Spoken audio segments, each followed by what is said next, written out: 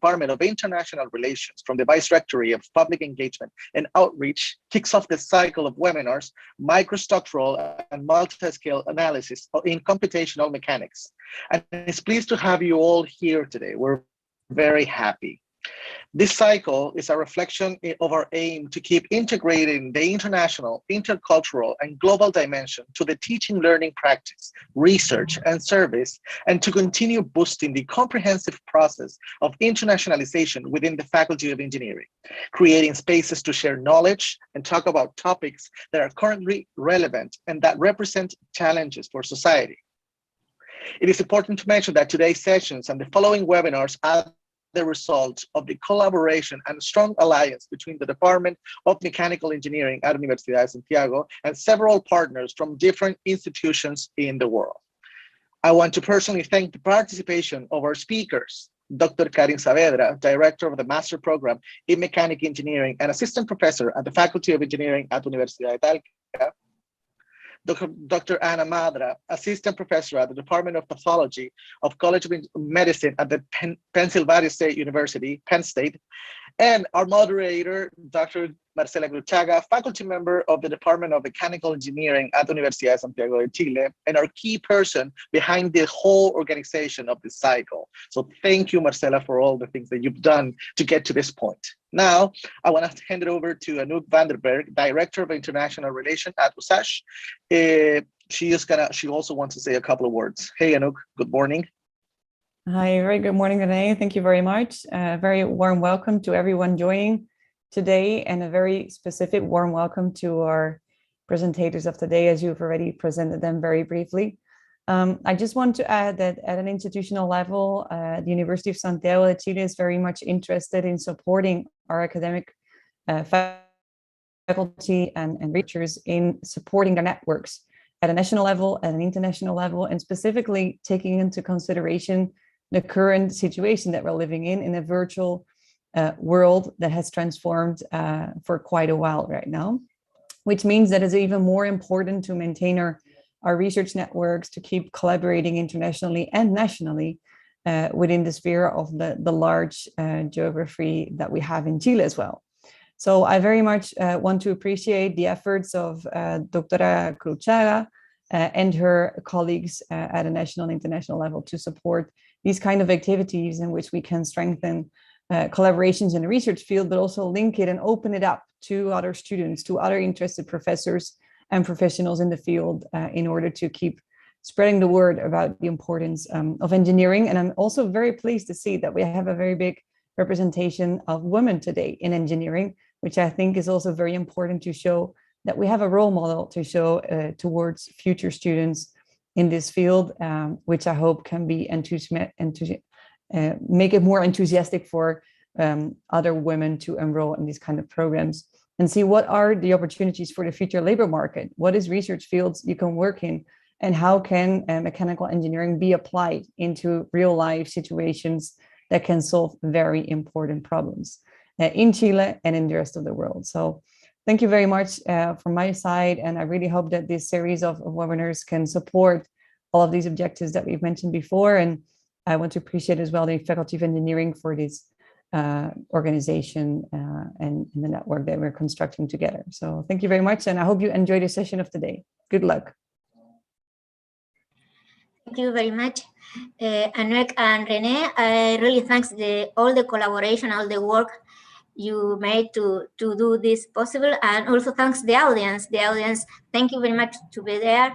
And in the audience are the future speaker in the next webinars in this series. Really thanks a lot to be there. Well, I want to introduce, really it's a pleasure for me to introduce both speakers today. The first talk will be delivered by Karin Saavedra.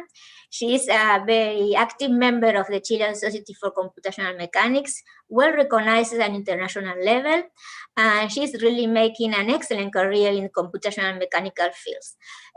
Please, Karin, the audience is yours. It's your turn. Thank you very much. Thank you, Marcela. Good morning, everyone. It's a very pleasure to be here with University of Santiago, and also to meet Anna Madra and all the audience which are here today. I am very sorry because I prepared the presentation in Spanish, but the slides are in English.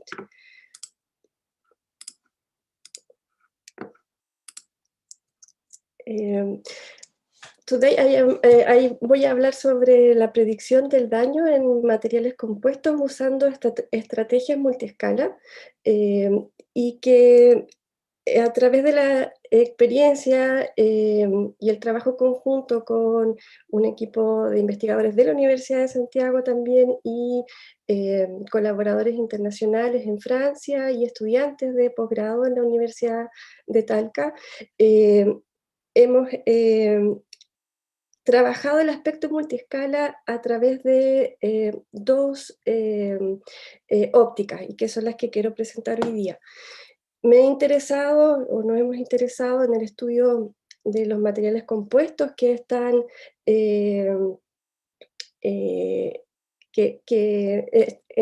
los materiales compuestos que han tenido un alto auge en los últimos años en diferentes aplicaciones, y en particular me tocó trabajarlas en el área de la aeronáutica. La idea de estos materiales es mezclar los materiales más comunes como metales, cerámicos y plásticos, para obtener una combinación que haga un nuevo material que sea mejor que los individuales, y muchas veces son diseñados para ciertas aplicaciones. Tenemos materiales compuestos muy antiguos como aquí el adobe, que está hecho de paja con barro, pero también hay aplicaciones mucho más modernas como en deportes de alto rendimiento, energía eólica, en aviación. Muchas de estas aplicaciones están relacionadas con tener altas características de resistencia mecánica con bajo peso. En la mayoría de sus aplicaciones van por ese lado. Y en la aeronáutica, donde tuve la oportunidad de trabajar durante mi estudio de doctorado, han tenido un auge muy importante. Se ha visto en los aviones, en las últimas generaciones de aviones, que han ido incrementando paulatinamente el uso de materiales compuestos, alcanzando incluso más del 50% de su peso en este tipo de estructura. Y me refiero aquí específicamente a materiales que son, por ejemplo, plásticos reforzados con fibra, también pueden ser de tipo laminar, donde se mezclan diferentes capas, puede ser aluminio, plástico, y también los de tipo sándwich, con un núcleo que es mucho más liviano que las láminas adyacentes. Bien, integrar estos nuevos materiales, estas nuevas mezclas de materiales no es tan fácil porque incluyen mecanismos de comportamiento y de falla que no son los habituales propios a los materiales individuales, como el plástico, el cerámico por sí solo, o el metal por sí solo. Y en estas industrias, cuando se quiere incorporar estos nuevos materiales, hay que pasar procesos de certificaciones que son muy complejos para asegurar que no va a haber riesgos, por ejemplo, en los vuelos. Y es muy conocido en aeronáutica y es extrapolable a otras industrias donde introducimos nuevos materiales, lo que se conoce como la pirámide de ensayos, que son un tipo, el proceso de certificación de estas estructuras, que parte de la parte más baja, donde tenemos muchos ensayos, pero en estructuras pequeñas. Luego, a medida que complejizamos estas estructuras, vamos reduciendo el número de ensayos porque ya es más costoso, toma más tiempo, y finalmente, a medida que vamos subiendo, llegamos hasta la posición más alta, donde ya se hace solo, por ejemplo, un ensayo destructivo del avión, por toda la complejidad que implica. Entonces, a medida que aumentamos, aumenta complejidad y disminuye la cantidad de ensayos experimentales. Todo este proceso puede llevar muchos años para poder incluir estos nuevos materiales. Entonces lo que se ha propuesto en la última década es cambiar esta pirámide hacia una pirámide que esté más basada en simulaciones, que en la parte baja incluye gran cantidad de experimentos, pero ya en la parte más alta sea ojalá a través de simulaciones. O sea, con eso bajamos costos, riesgos y tiempo en esta incorporación, y es lo que se ha estado denominando como ensayos virtuales o virtual testing. Entonces, los materiales compuestos han surgido como un paradigma, un sinónimo entre los virtual testing, porque son materiales que tenemos que diseñar, que tenemos que probar a medida que los vamos inventando, o los podemos adaptar respecto a una determinada aplicación. Entonces, es una herramienta que viene en paralelo a los compuestos del virtual testing y que nos va a permitir predecir el comportamiento a partir de las propiedades de cada uno de los constituyentes, no solo las propiedades, sino que la cantidad de cada uno de ellos, cómo están distribuidos y cuál es su geometría. Para dar un ejemplo de lo complejo que es incluir estos materiales, voy a tomar uno de los materiales compuestos, que son estos plásticos reforzados con fibra, y en función de la lupa que apliquemos para entenderlo, para simularlo. Profesora Karin, disculpe que la interrumpa, ¿Sí? Pero se ve la misma diapositiva, nos están comentando en el chat. Ah, sorry. ¿Esta? Sí, ahí se actualizó. ¿Puede probar avanzar a ver si...? ¿Se ven la siguiente? No. Entonces, puedo quizás con este de acá.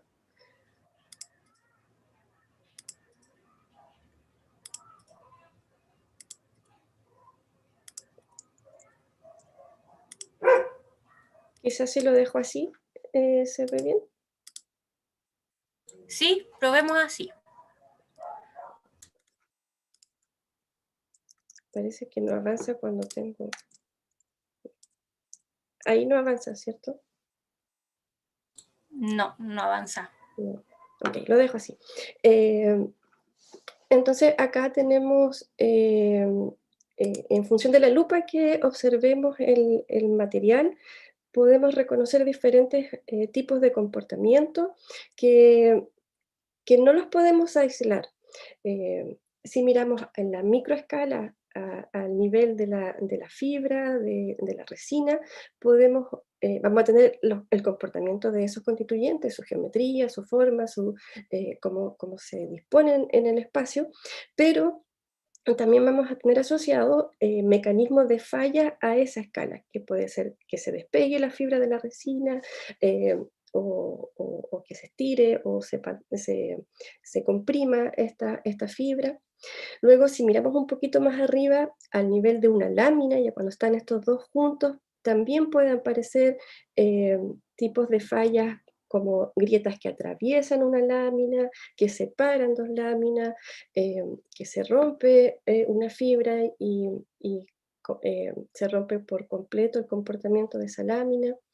Y luego a una escala más arriba, en la macroescala, uno de los daños que podría ocurrir es, por ejemplo, que todo ese conjunto de láminas, ya que está muy dañado porque se han despegado unas con otras, pueda perder su rigidez macroscópica, inducir, por ejemplo, pandeo, que es cuando se debilita porque lo estamos comprimiendo, y finalmente todo esto llegue como a una ruina catastrófica y se rompe la estructura. Entonces hay toda una física, toda una representación que es multiescala, que tiene que combinar cada uno de esos niveles y que va a requerir muchas ecuaciones finalmente.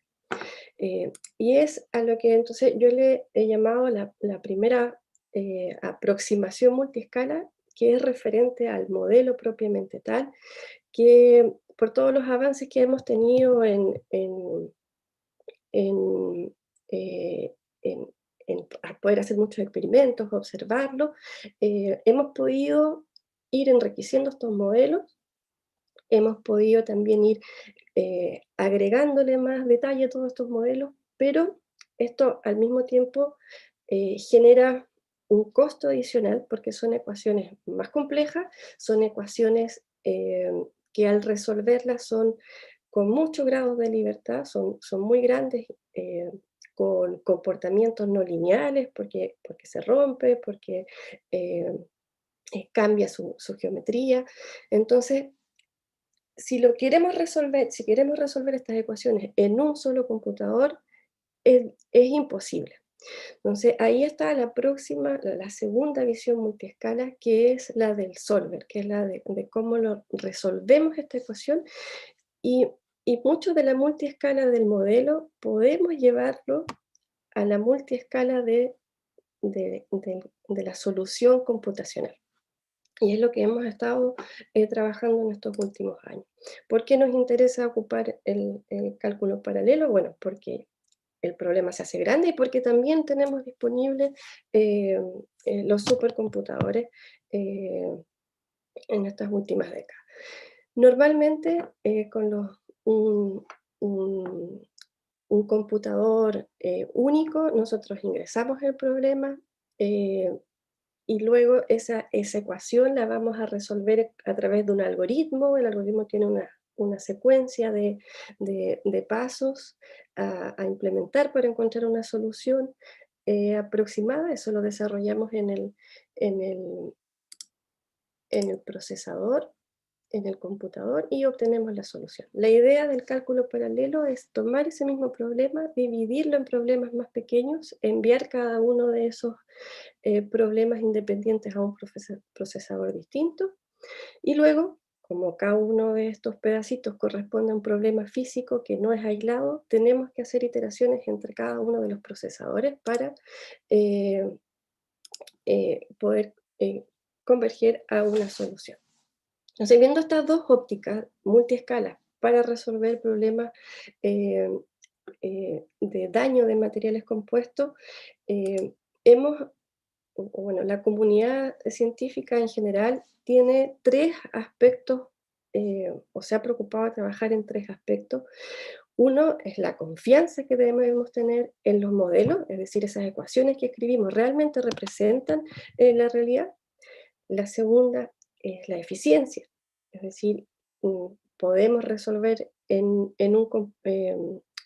queremos que se resuelva rápido, o sea, no que pase meses en un computador, entonces ahí vamos a ocupar cálculo paralelo para hacerlo rápido. Y por último es la robustez de esa estrategia de resolución, es decir, que si yo cambio un poquito la geometría, si yo cambio un material, toda esta metodología siga funcionando. Entonces voy a dar algunos ejemplos de los trabajos que hemos realizado en cada una de estas áreas, en confianza, eficiencia y robustez. No están en orden cronológico los trabajos, entonces este es uno de los trabajos más recientes y menos desarrollados que tenemos actualmente, pero responde a la parte de confianza. Nosotros hemos aplicado quizás estos modelos que son más aeronáuticos y todo, pero hemos querido llevar los problemas más locales de la región, y trabajamos con el gobierno regional del Maule aquí en un proyecto que fue recuperar desechos y darles una nueva utilidad, y para esto tomamos plástico PET, las botellas recicladas, las mezclamos con acerrín, que es otro residuo, y quisimos ver si mezclando estos dos materiales podíamos obtener algo que tuviera mayor posibilidad de aplicarse. Entonces mezclamos plástico básicamente plástico se derrite, se le pone el acerrín, lo mezclamos y los inyectamos a través de presión en un molde y le damos una nueva forma. Y ahí obtuvimos unas probetas muy, muy básicas para estudiar su comportamiento mecánico. Y la idea era ver si nuestros modelos predecían esos resultados experimentales. Pero ya al momento de fabricarlo empezamos a observar que que no son tan sencillos esa mezcla. Por el proceso de fabricación se produce un cierto direccionamiento de las partículas de acerrín, y también hemos estado observando, esto muy, muy reciente,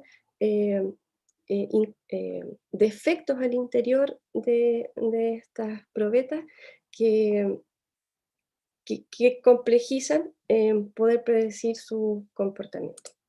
Básicamente lo que nosotros hemos estado realizando es,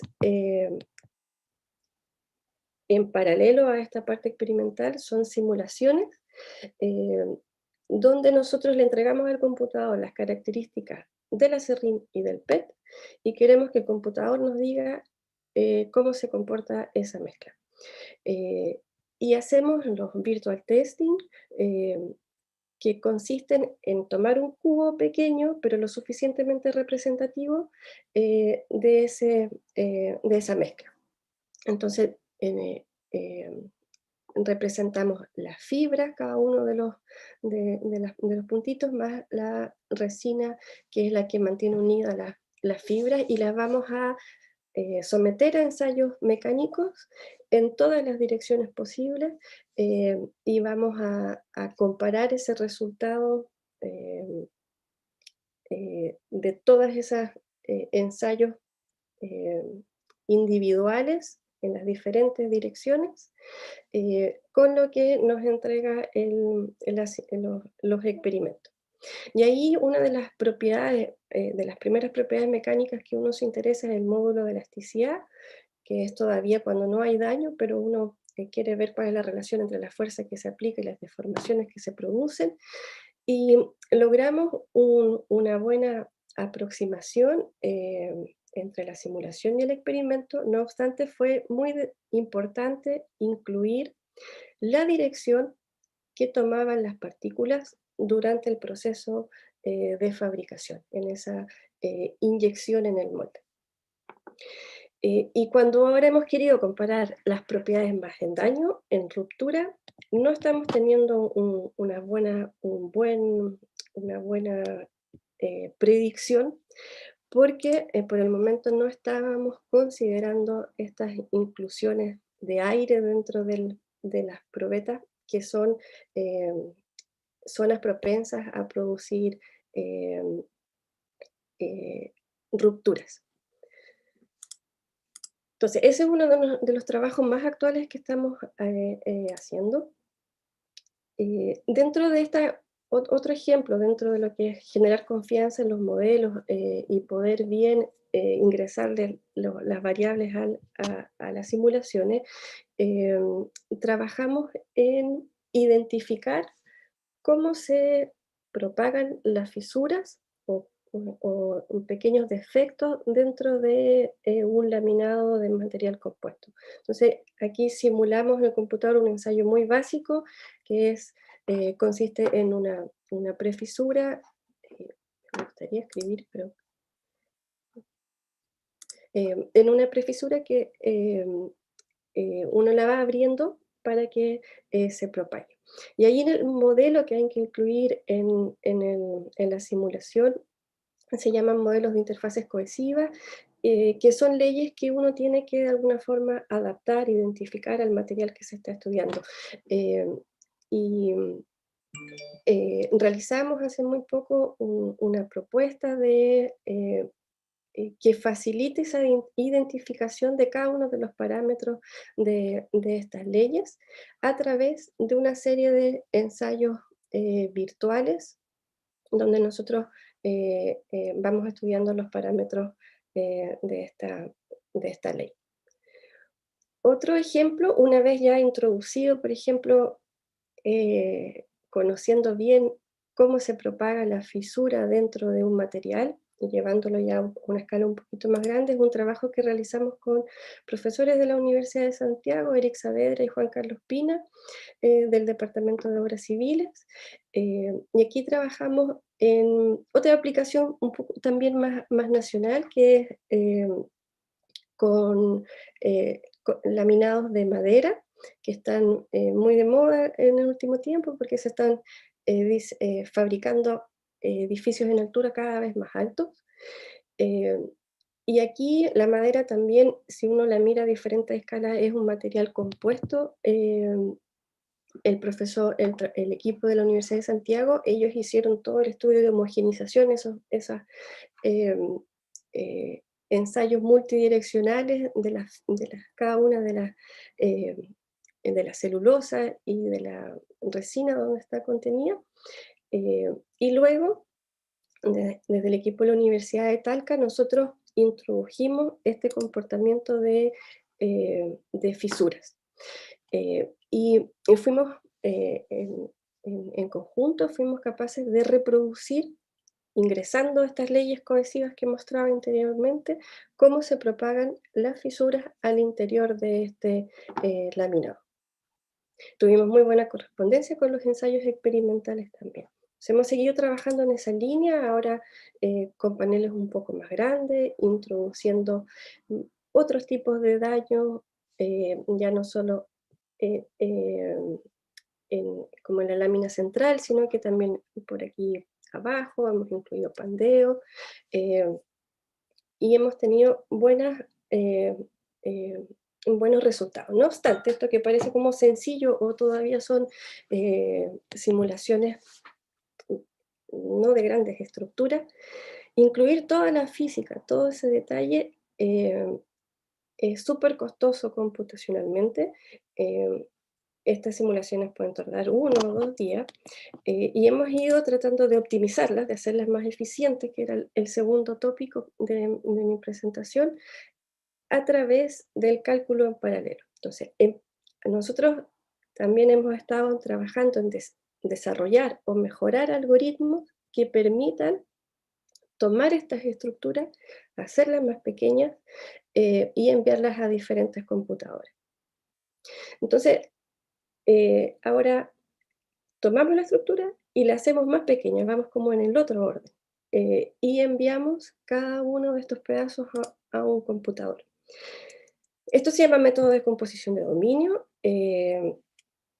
y un método de composición de dominio clásico, más básico, es como el que está en el video aquí a la izquierda, donde está una viga en flexión con 8 subestructuras, y a medida que uno aplica la carga, se mueve una subestructura, esta excita a la vecina y así sucesivamente.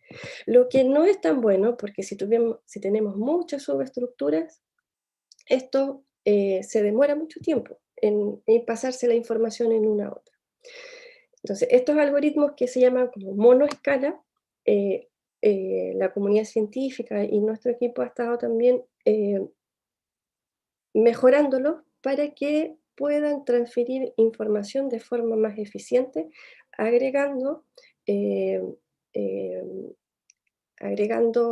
problemas anexos que sean de bajo costo computacional.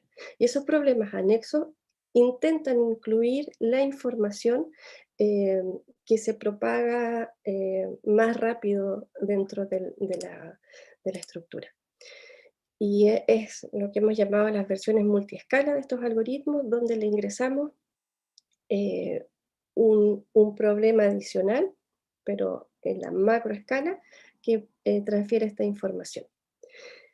Entonces, en vez de iterar más de 100 a la izquierda, podemos encontrar convergencia en los resultados en muy pocas iteraciones, con un costo adicional que no es tan grande, porque ese problema macro lo tratamos de hacer lo más sencillo posible. Ese problema macro, aunque uno no lo imagine, tiene mucha relación con la multiescala material de la física. Y lo construimos, ese problema macroscópico, haciendo virtual testing en cada uno de los subdominios que se envía a cada computador. Y tratamos de recuperar su comportamiento más general para alimentar un problema global que transmite información. Entonces aquí se muestran las interfaces, que son las que comunican cada uno de los subdominios, a las cuales nosotros les aplicamos estos casos de carga para ver cómo se comporta cada uno de sus subdominios. Aquí hay algunos ejemplos. de simulaciones donde se han ocupado muchos subdominios y se intenta pasar la información lo más rápido posible, incluido comportamientos no lineales como la de laminación, que es lo que se ve aquí en rojo. Otro ejemplo es aquí una placa también, pero ahora en compresión, donde es muy no lineal el comportamiento con bandeo local, delaminaciones, y hemos podido hacer bien detalladas estas simulaciones y de forma un poco más eficiente con estos algoritmos multiscala para el cálculo paralelo. Y en lo último que hemos estado trabajando es, si bien estas simulaciones las hemos podido mejorar, han podido hacerse más rápidas a medida que hemos incorporado mayor y mejor información al problema macroscópico del algoritmo. Cuando hemos intentado cambiar este problema y probar su robustez, no ha funcionado tan bien. Entonces, uno de los últimos trabajos que hemos estado haciendo con colaboración con académicos en Francia es tratar de ser más inteligente en la forma en que entregamos la información al problema macroscópico para el cálculo paralelo. Y en ese sentido, lo que hemos estado estudiando es, en lugar de hacer ensayos, ese virtual testing en cada uno de los subdominios en cualquier dirección, o sea, como en tracción en una dirección, después en tracción en la otra dirección, proponemos hacer ensayos virtuales un poco más inteligentes a través de un estudio de valores propios de cada una de las subestructuras. Es decir, uno va a ver cuál es el comportamiento más posible que tiene esa estructura en función de su composición, con estos estudios de valores propios. Y esto nos ha permitido tratar problemas muy heterogéneos con mejor convergencia que como los que hemos estado haciendo hasta ahora, pero todavía estamos en una etapa que necesitamos seguir mejorando esto para poder llevarlo también a problemas no lineales, porque hasta el momento he estado solo en esta parte de los valores propios, solo relacionada con problemas elásticos. Ese es el último ejemplo que tenía preparado para la presentación, y como conclusión, en el trabajo que hemos hecho como grupo de investigación y también en lo que se enmarca el contexto científico internacional, hay muchos avances en lo que es confianza en los modelos, en conocer la física. Los computadores nos han permitido mayor eficiencia, se están mejorando los algoritmos para hacer una mejor comunicación. No obstante, hay mucho conocimiento en los modelos lineales. No obstante, la parte no lineal todavía nos falta y hay muchos desafíos para mejorar las simulaciones y el virtual testing en la parte no lineal y darle más robustez a este marco de simulaciones multiescala. Muchísimas gracias por su atención. Gracias, Karin. Thank you very much, Karin. It was a very nice presentation, very impressive, all the results and the work you are just doing during this day, in this year, really impressive. Please consider that all the questions will be answered at the end of the second talk. The question you have, you want to ask to Karin Saavedra, or also to Ana Madras.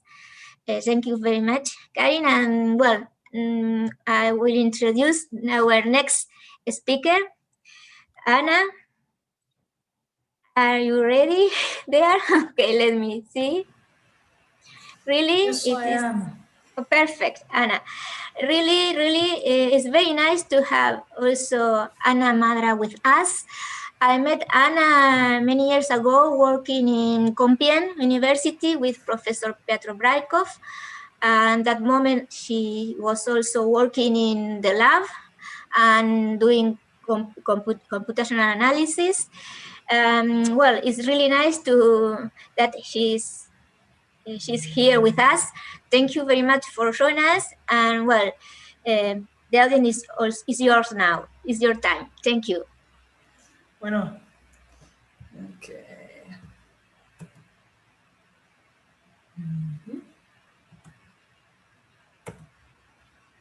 Bueno, can you see my screen?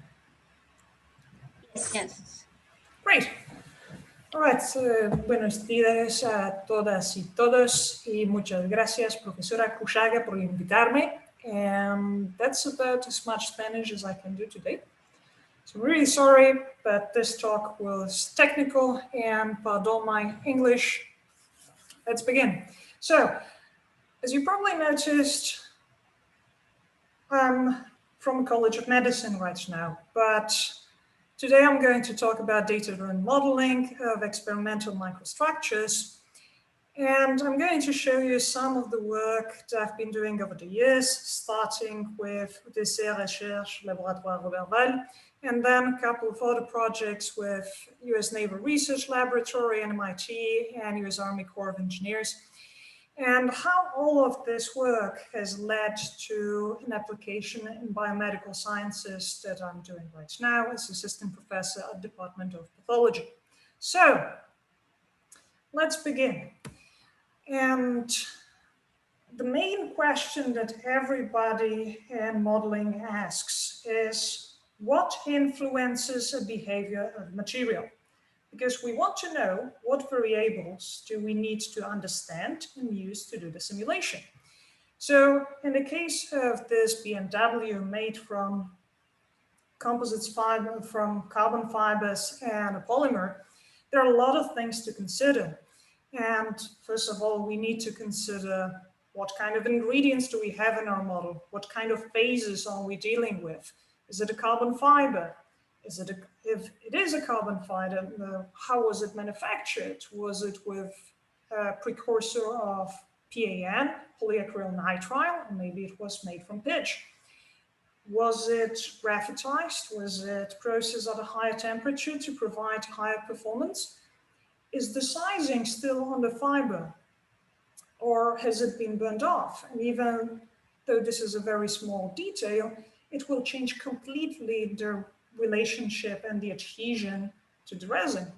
Now, this is just the fiber, but then we want to create a reinforcement. Is it going to be a particulate reinforcement? Is it woven or not? Are the fibers conditioned prior to manufacture?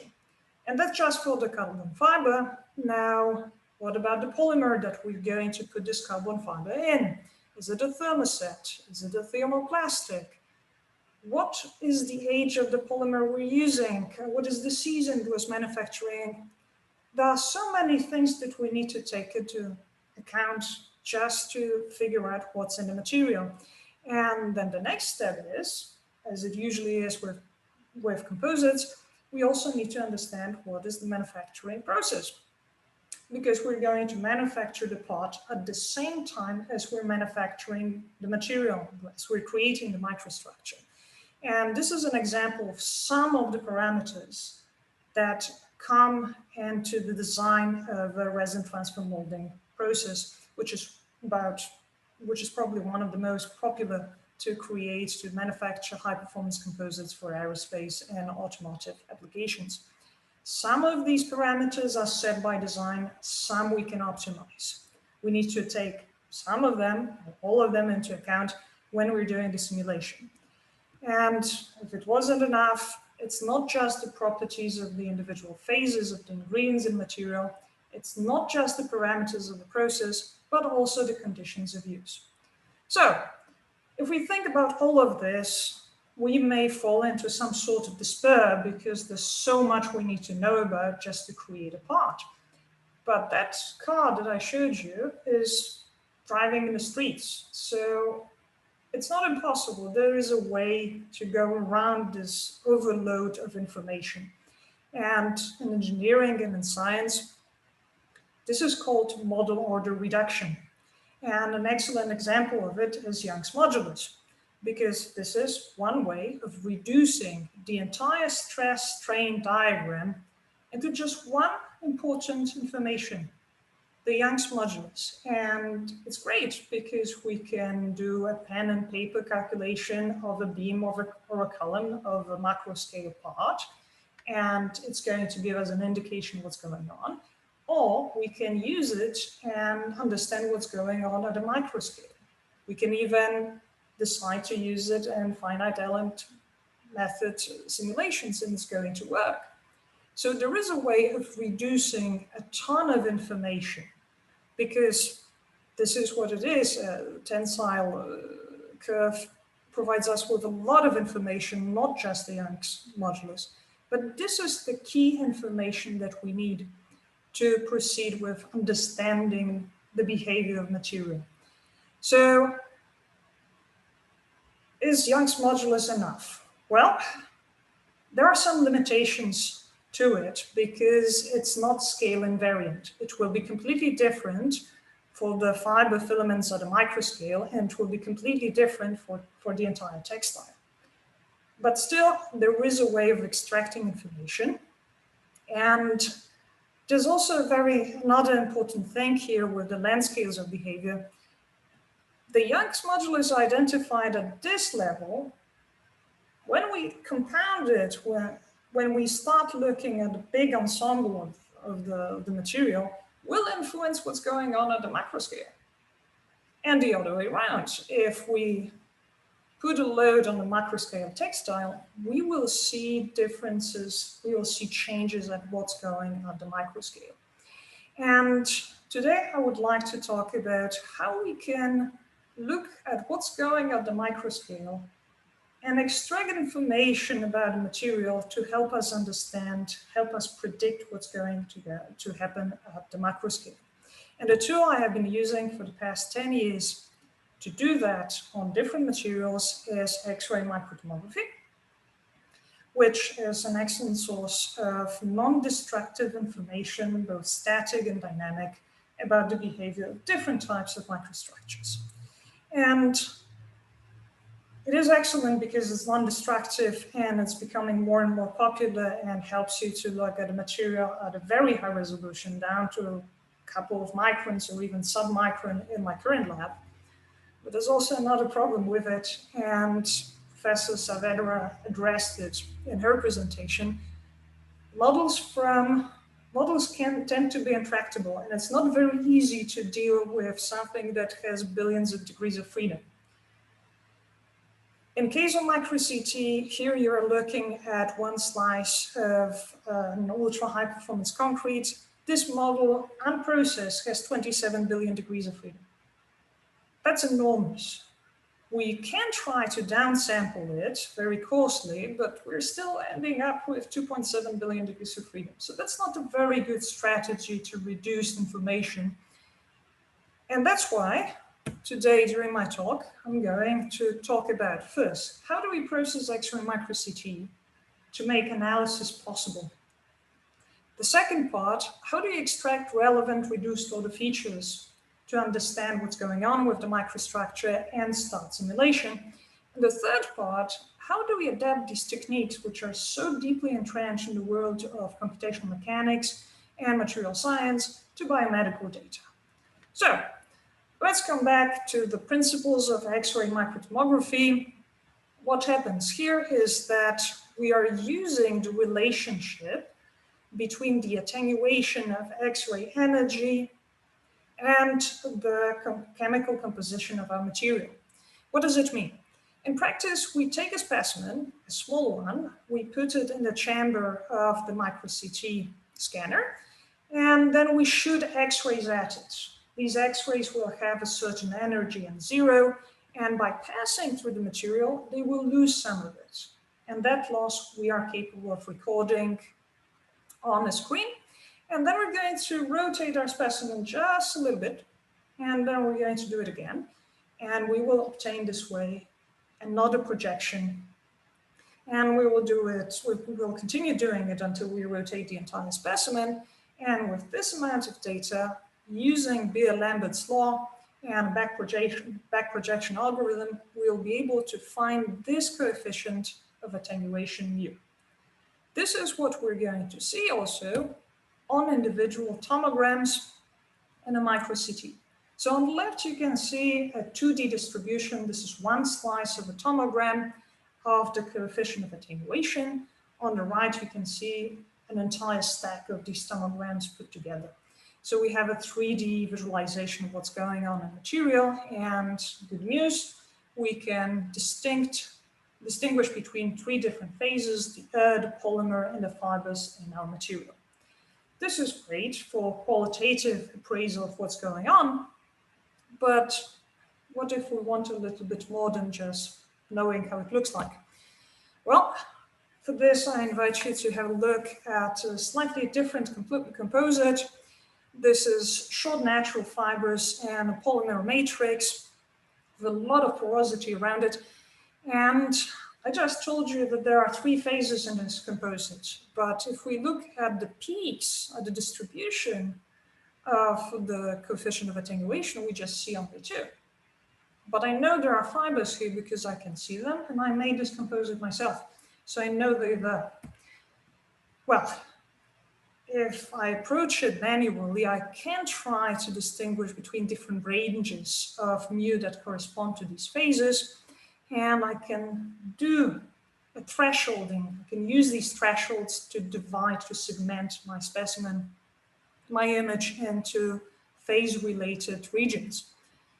This is interesting because not only I can much easily see where the phases are, but I also have a quantitative information about how much volume fraction do I have of fibers, polymer, and air in this picture. But there's something wrong. I know I didn't put this many fibers in here, and I see 7%. And there's a good reason for it, because we're dealing with experimental data. And experimental data always mean that there are artifacts of acquisition. And in this case, we have 2 types of artifacts that influence strongly our computation: a partial volume effect and phase contrast. There are many others that can happen. Here we have an overview of the machine-related and scan-related artifacts that can appear during micro-CT scanning. In reality, it even depends on the operator, because the more skilled operator you have, the better the scan you will obtain. But there are many things that we need to consider. So a simple approach, simple thresholding will not do that. What we need is we need to introduce more data. And that we can obtain, for example, by convolving with filters. This gives us additional information about our data, about where certain types of artifacts are located, like here with the ablation. We can get a better distinguishing between phases, like with the Gaussian filter.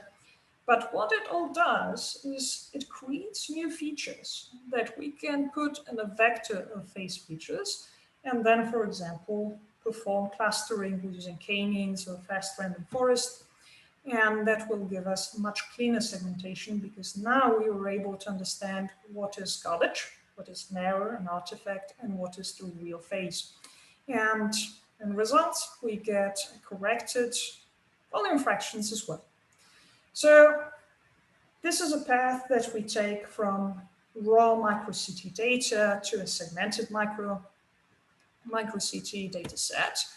It's interesting because directly from that segmentation, we can create stochastic mesh of individual phases, which helps us to better explore what's going on in the material. As you can see here, for different types of defects, the air bubbles and microporosities.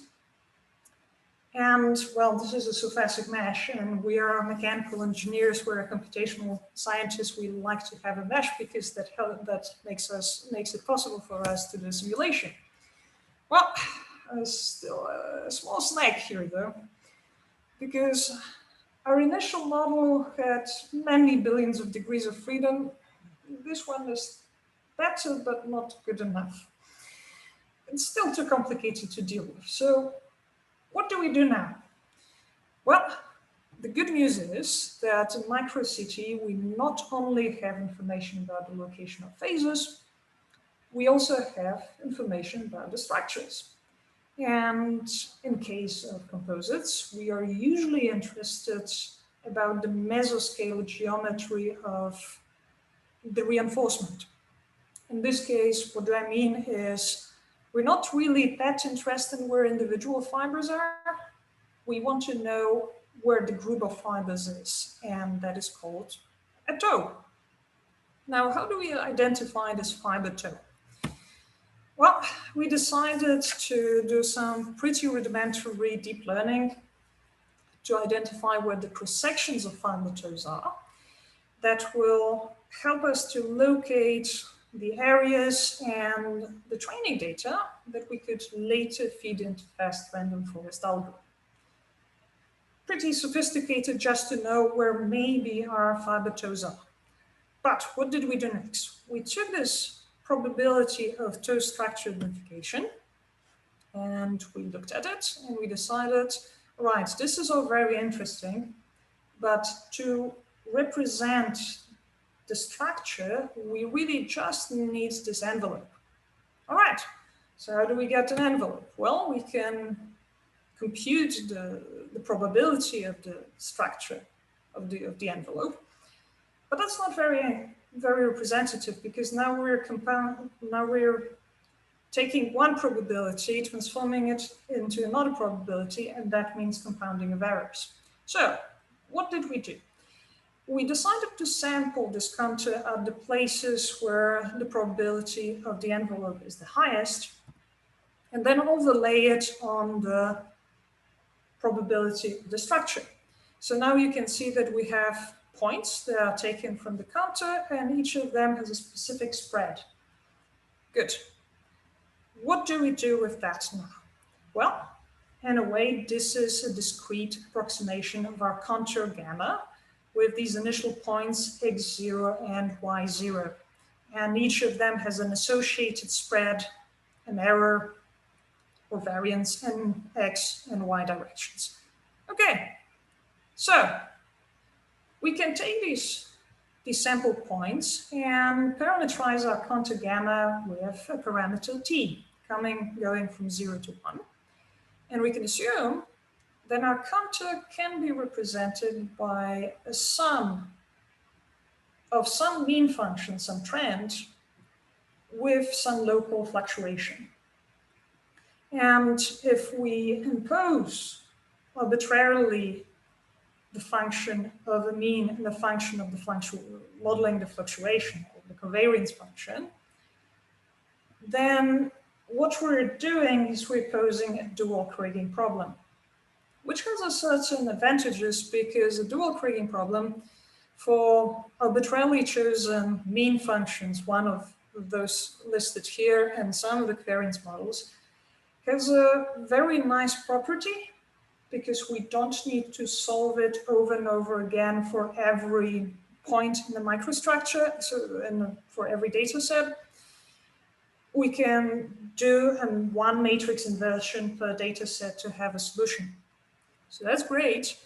And with that, assuming a constant mean function and a cubic fluctuation, cubic variance, we will get this type of reconstruction. This is a reconstruction, though, where we don't take into account the fact that our initial data has an error. So let's introduce it because we can.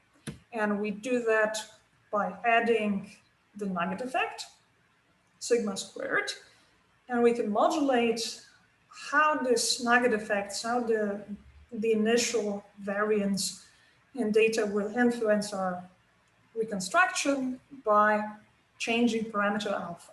So for parameter alpha equals 0, we have exactly the same thing as in the previous slide. And then as much as we lose confidence in our data, the more and more smoothed out our cross-section will appear. So this is also another way of selectively smoothing, adaptively smoothing our microstructure. With all of that, what we can do by doing Trigging Reconstruction for each consecutive cross-section, we can from that reconstruct a very simple slice-by-slice cloud mesh, and then using, for example, diffuse approximation, we can adapt it as we did with Dr. Breitkopf and with Professor Rassinu to Saavedra. All right. So with these two strategies, first of segmentation and the second with Trigging modeling of the structures, we are capable of cutting down our original data set from multiple gigabytes to a Trigging reconstruction of the structures that really matter, that we can put in a simulation software, understand how the composite is going to deform. Now, this is one way of reducing a microstructure. But apart from that, what if you want to extract relevant reduced order features? What if we're looking for that elusive Young's modulus for a microstructure that will inform us how is it going to change to help us in predictions? Now, in a way, in this previous part, we already created some reduced order representations, because in reality, a segmented scan is a partition of a set of coefficients of attenuation. So it is some sort of derived feature that describes our specimen. Also, a Trigging model is a way of reducing our system into specific features. The problem with these two representations is that I can't imagine any material science or production engineer sitting down and looking at the parameters and properties of a partition, or looking at the parameters of a Trigging model. Why wouldn't they do that? Because it's very hard to find physical interpretation to these things. So what else can we do? The most intuitive approach to microstructure, to create features, to extract features that will help us to understand it, are geometric and spatial. And here you are looking at an example of a short natural fiber extracted from an X-ray micro-CT scan. And there are a couple of features that we take into that we can measure. So we can measure the centroid, it's a spatial feature, then different types of length, either for the entire object or defined piecewise. And similar for geometric and spatial features here, we can measure the projected cross-section areas, etc. All of this will give us a list of different types of features of these short fibers, and a material scientist or a production engineer will come here and will say, okay, great. I have a fraction of fibers that are this long, a fraction of fibers that are that long. Some of them are thin, some of them are thick. All right, that may work for a limited number of features and for pretty simple geometries. But in the course of my work, I met with a challenge. It was a bit more complex geometry. I was working for US Naval Research Laboratory. It was a CRADA project with MIT Department of Aeronautics and Astronautics. And over there, we took composite laminates that were used in aerospace, and we tested them in this Hexapod 6 degrees of freedom loading machine. Now, after that, we're trying to emulate the real conditions in which airplane wings are being deformed. We took these failed specimens and we scanned them with microtomography. And here you see one true thickness geometries of such type of failure. Well, this would be pretty hard to characterize, wouldn't it? It's not anymore a simple question of how long is it or how big is it. It's a very complex structure, and to decide and attribute this type of morphology to a location in the specimen where it's going to happen, that's not an easy task. And of course it was made worse because we had an automated system for testing and we tested over 1,000 specimens. So even trying to mull it over and do it manually was out of the question. So what did we do? Well, what did I do? I decided to start small and look at the true thickness damage of composites. Here are the average types, average images of these damages at different locations. RD, LD, RT, LT, and T, and I almost sound like Star Wars right now. So, how do we deal with that? Well, we can analyze the features. We can extract the geometric and spatial features. The question is which ones? I didn't know, so I measured all of them. Because why not? I had automatic algorithms to do so for me. So here are over 20 different features that we measured for these materials. And here is the attempt to try to compare these different classes. So on the bottom, you have the number of the original feature, and the vertical axis shows you a normalized value for this feature, and the colors represent different types of morphology, or rather different locations for each morphology.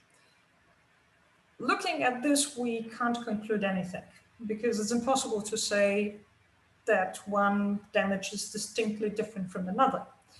It's just too many things, and it's hard to determine which ones really matter.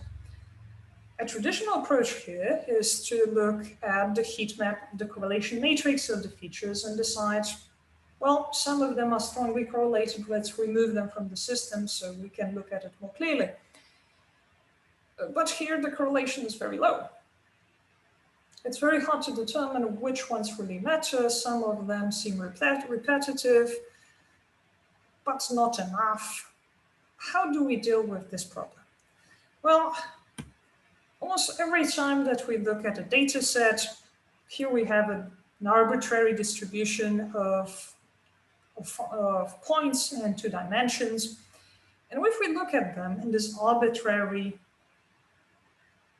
coordinate system, the variability along axis X is 25.67. And it's almost the same along axis Y. Okay. Is this the best way that we can characterize the system? Well, no, because we can take these points, rotate them, and then we will have one feature that is very descriptive, almost 3 times, well, more than 3 times as descriptive as the other one. What did we change about the data? We removed the rotation factor, which wasn't that important because this is still the same distribution of points. And a way to get from this distribution, unoptimal imposed distribution, unoptimal imposed coordinates to these coordinates, is to perform an SVD, a singular value decomposition. How do we do that? Well, we take all the features of our damage morphology. In this preliminary attempt, we did it without discriminating between the features, but there are ways of optimizing this process for selection. And then we take the covariance matrix, and we can always decompose it into 2 matrices of orthonormal eigenvectors and 1 diagonal matrix of the square roots of eigenvalues, also called the singular values. And singular values are interesting. Why? Because they can be used as features. Here you can see the values of our singular values in proportion to the summary value. And the interpretation of this graph is that the features associated with singular value number 1 account for 38% of variability in our data. The second feature accounts for 30% variability. This is how we rotated our data set that has 22 features into a new feature space where this variability is accounted for. The variability that is accounted for is maximized for consecutive features. So with 1, 2, and 3, we're already accounting for almost 80% in all the variability in the data, which means that our system is not 22-dimensional. It's really 3 and a little bit more than that. What does it mean in practice? In practice, it means that here we have the original features of damage, where the comparison is practically impossible. And here are the same features projected into this new feature space. And knowing that feature number 1, 2, and 3 are the most important, now we can do comparisons more effectively. And we see that there is some similarity between RT and LT. For the first feature, then there is a little bit of a spread. Okay, but what happens when we have a new specimen?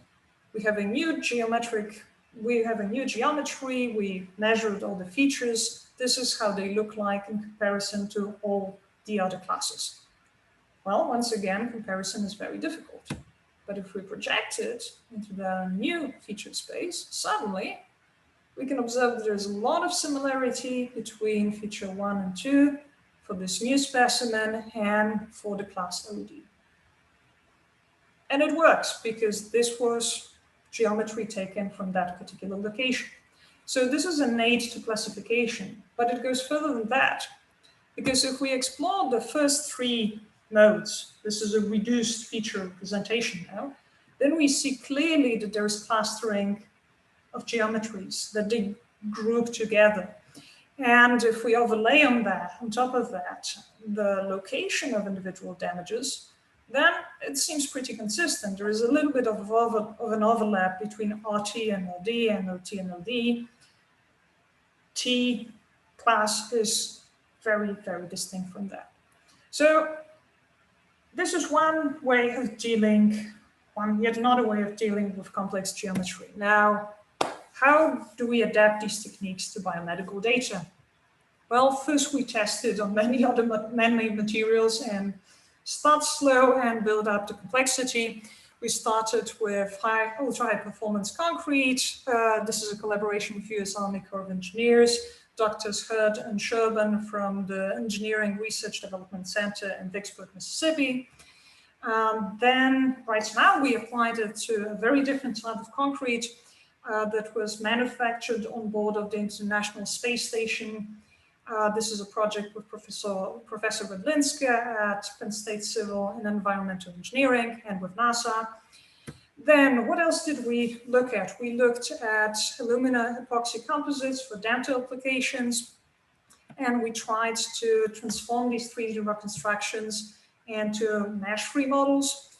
And we even tested it on nanomaterials, nanocomposites with magnetite aggregates with ordered magnetic domains. This is a project with Professor Yamamoto from Aerospace at Penn State. Now, what about biology? As you can see, the complexity of materials have been slowly growing. And finally, 2 years ago, I had a chance to look at the data and the College of Medicine at Penn State, the Department of Pathology, and the group of Professor Keith Chang, that I'm now a member of.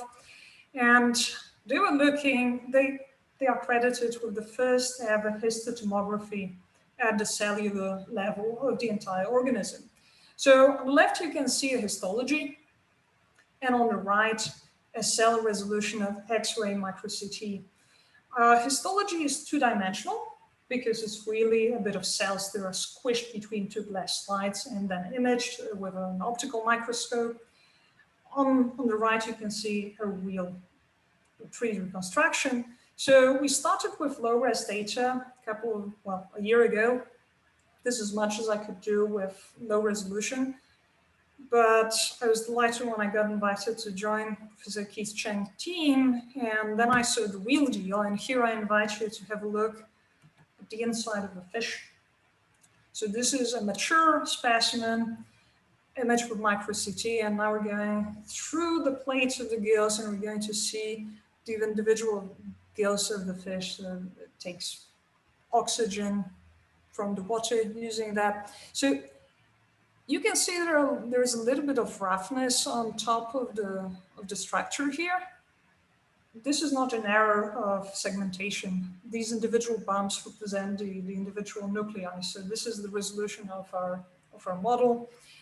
This is really going to the scale of individual cells. So quite similar to what we do in material science, going down to individual phases. Here we're just going down to individual cells and trying to understand what's going on with the entire organism.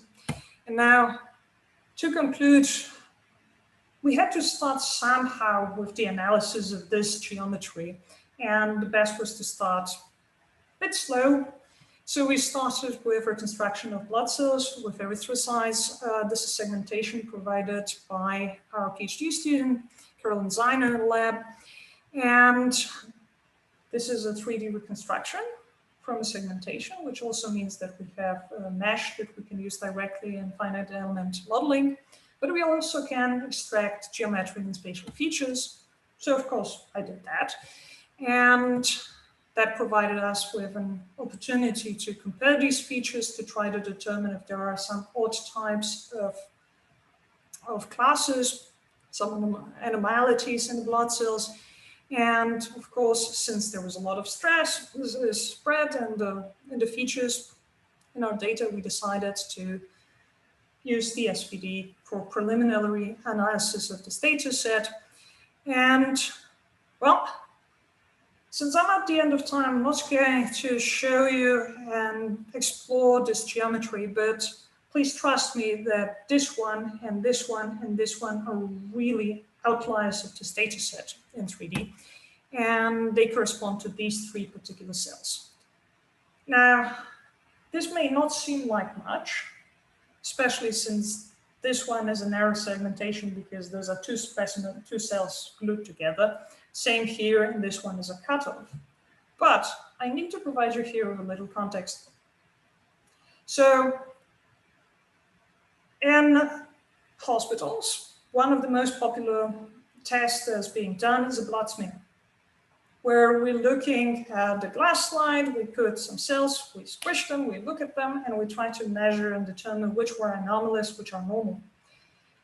And the determination between which are normal and which are not is some threshold established by an expert. And one of the recent studies with the manufacturer of these automatic tests saying that a cell is normal or not, one of the researchers decided to dig deeper because they noticed that 6% of the blood cells that were classified as normal caused sepsis and death of a patient within 48 hours. Now, how much easier would it be if instead of going through months of digging and data mining through proprietary data, is if instead we took 3D reconstructions, geometric features, and try to understand our data better, try to determine better what kinds of features can we use to better understand the mechanism of disease, be it in materials or in organisms. And this is what I'd like to leave you with. This is how I'd like to conclude my talk. Thank you so much for listening, and muchas gracias a todas y todas. I'm ready for your questions. Thank you very much, Anna. Really, really nice talk, really impressive. All the work, all the applications you show about that. It's really, really impressive. Well, we have some questions from the audience. Please, you can write the questions in the chat or in the Q&A. If you have access, I am not sure, in the Q&A section, please. Well, here I have a question. Initially was Andres Valdez is asking to Ana Madras, but I think you can share the question because it's related to the topic. If you can write, you can read in the chat the question. If not, I will try to read it. This first of all, thanks for all, very illustrative and impressive, I think, your talks. But the question is, multi-case models often have representation at the macro scale and with computational homogenization, one can extract the macro-scale behavior. This explains the effort shown in the simulation and measurement. However, what can you say about the inverse? Assume you have a failed or deformed mechanical part. What can you say about the microscale? Perhaps Anna, and after that, Karin, if you have some comments. Okay, Anna? All right.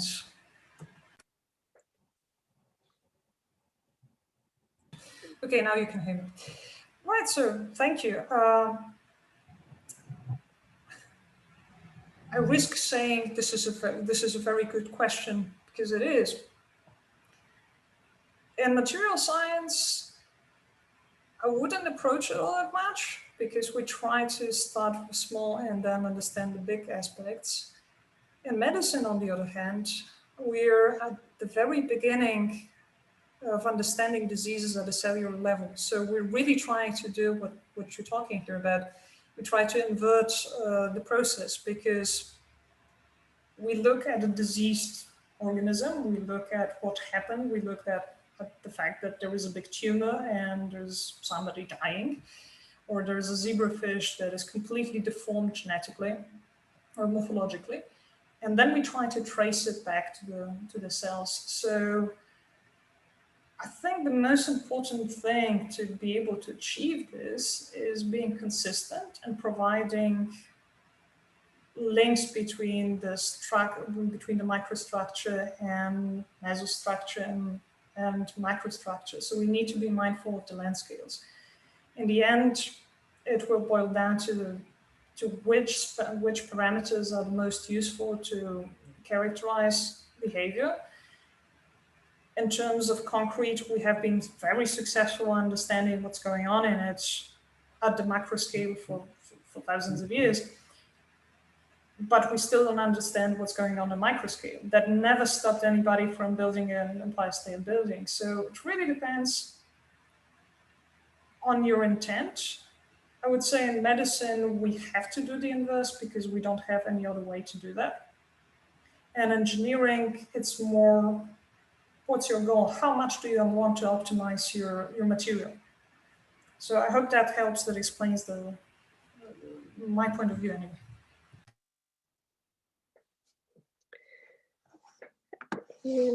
I think if homogenization problem is well done, you can go in a bidirectional result. If you have a good homogenization strategy, it is possible to make the inverse problem. I think if the model is well identified, it's possible to do to study the influence of the if we have a disease or if we have different variables in the configuration. Thank you very much for the answers. Well, I have another question here. It's from Alfredo Westped. He will be also our speaker during the webinar in August. Well, he's asking about, well, say this is a very nice presentation, both of them, and congratulations. Please, I have a question to Karin about if the model of composite failure she is using has it some stage of homogenization, or the computation at different scales is being performed without homogenization? Yes, we are including homogenization in the model and also in the simulation, in the algorithm for solve the equation already homogenized. Thank you very much, Karin. If there are some other questions, please write in the chat. I have a question to you also, Karin, because Anna showed a lot of degrees of freedom, and after that, she can reduce the model, okay? But normally, how many degrees of freedom you are managing to solve the problems you show? Now we have 10 million of degree of freedom. Maybe we can reach 100, but yes, we are trying to improve our strategy to manage very large problem. Anna, I have also a question for you, because you showed from the data you have the data from the composite fibers and this type of things, and also for the biological data. And the relation you showed, in some case, you have the three modes, the diagram of three modes. In the case of fibers and composites, you have a very good alignment between the data you collect, but not in the case of the biology model. My question is, it could be due to the fact you include in the F vector or not?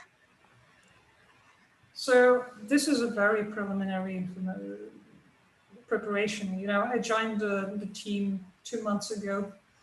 So okay. This is the first time that we have done it. Right now we're running optimization of which features to select to have the optimal reduced feature representation to do the scans. But first of all, these are just barely over 300 blood cells.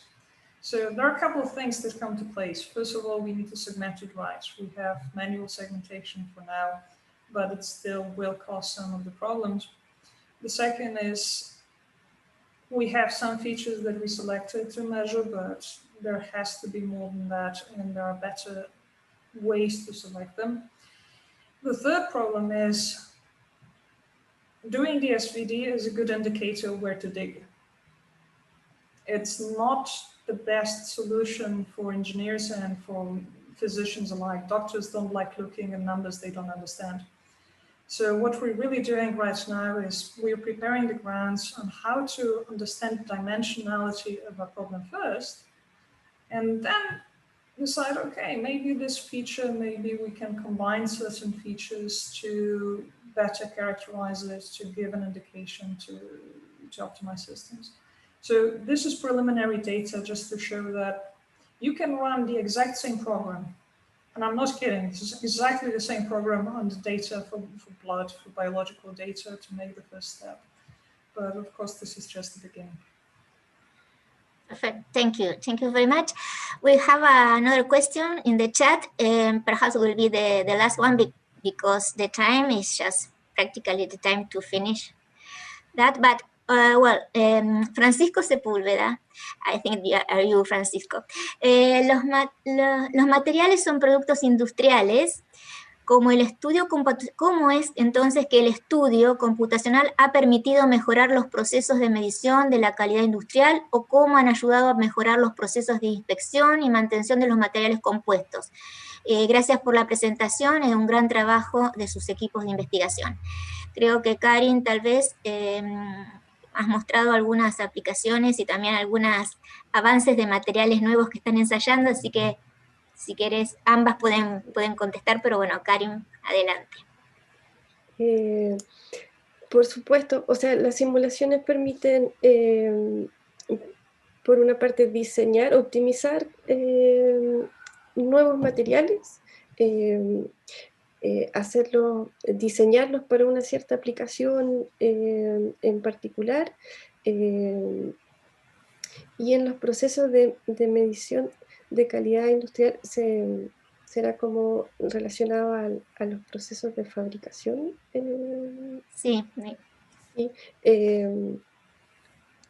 Sí, o sea, bueno, con lo mismo que muestra la Madra, nosotros podemos ver los defectos que hay al interior, mejorar esos procesos de fabricación, o si no los podemos mirar, podemos hacer estos ensayos virtuales y ver si logramos entender qué es lo que hay al interior. Por supuesto, son una herramienta para poder alcanzar estándares de certificación, por ejemplo, en los aviones o en la construcción de edificios de madera, que está ganando mayor confianza para poder no solo basarnos en ecuaciones teóricas más aproximadas, sino que sean también una herramienta más precisa y poder optimizar finalmente. Anna, do you want to have some comments about the industrial applications of the different methodologies you show? Oh, absolutely. So in all of the cases that I presented, it was directly applied to changing the manufacturing process. So already the fact that you can look at a micro-CT in a segmented way tells you gives you information where are the voids, what kind of morphology defects are you dealing with. And with the first application, we were able to identify a defect that the resin did not penetrate the fiber toes, and that caused a decrease in mechanical performance by 30%. And that's just because somebody was squishing the fiber toes a little bit too much. This was impossible to detect otherwise, because whenever you did a microscopy slide, for example, during polishing, you filled in the pores that were too small and too many of them to register and to determine if there is a problem inside of the fiber toe, and it also strongly depended on the direction of cutting. So that was one application. The other application was having an information about the microstructure for micro-CT from segmentation of phases, combined with the structural reconstructions, allowed us to perform simulations of meso and microscale impregnaton to prevent the occurrence of such defects. So that's number two. The other two projects I can't tell you, or I can tell you, but I would have to kill you, because they are military applications, but we will have white papers from it eventually. And the third part, well, the last applications as I mentioned, for biology, for biomedical sciences, it's a gold mine, because right now, and for the past 40 years, everybody has been looking at X-rays. Right now, with the COVID-19 situation, there's a ton of applications with automatical segmentation. How can we detect where the lines are so that it's easier to say, oh, we have COVID or not COVID based on computational analysis. And this is crucial towards understanding what kind of medication to use, and is this disease going in a very bad direction, or is there a way to calm it down, to curb it a little bit? So I think there are implications. It's worth it to study computational mechanics in these techniques. Thank you very much, Anna. Well, we have a last question. Es para Karin específicamente, se refiere qué proyecciones tienen los materiales que están estudiando. Me imagino que lo que mostraste, la combinación con madera, con residuos, y qué podrían reemplazar, qué piensan que podrían reemplazar materiales de uso general que actualmente se estén aplicando, se estén usando. Esto lo pregunta Ricardo Reyes. Sí, Ricardo, estamos, bueno, intentamos igual que estas investigaciones puedan llevarse a aplicaciones más concretas. Claro, en los aviones sí están reemplazando los materiales como el aluminio, pero en aplicaciones más locales, este proyecto con el gobierno regional del Maule nos permitió desarrollar estos primeros estudios, y ahora ya estamos trabajando con emprendimientos locales que están haciendo productos a partir de residuos que los están dando un nuevo uso. Y a estructuras un poco más cargadas o un poco más demandadas mecánicamente, también hay aplicaciones que podrían llegar corto plazo a ser parte de nuestro cotidiano, como son las construcciones en madera, y ahí en la Universidad de Santiago tienen un tremendo equipo con el profesor Saavedra, donde también están trabajando en acelerar la fabricación de viviendas y de edificios de madera, y hay también empresas locales interesadas en esos desarrollos. Yo creo que llegaron para quedarse estos materiales más ingenieriles. Bien, muchísimas gracias, Karin. Really, I want to thank all the people, the audience that is there. Thank you very much for your attendance, and thank you, Karin, a lot, and also Anna. It really is very glad to have this meeting with you. I hope all the people also have been enjoying the webinar, and we are just practically ready to finish. If you want to say to add some comments, yes, they are also writing in the chat. We have the next one, the next Wednesday, 21, and the speakers we have will be Olivier Bouchard from France and Emmanuel Bosco from the Netherlands. Really thanks again. If you want to add some comment, Karin or Anna, if not. Thank you very much, Marcela. It was a really pleasure to be here with, and to meet Anna also. Thank you. Okay. The pleasure was all mine. Anna. Okay.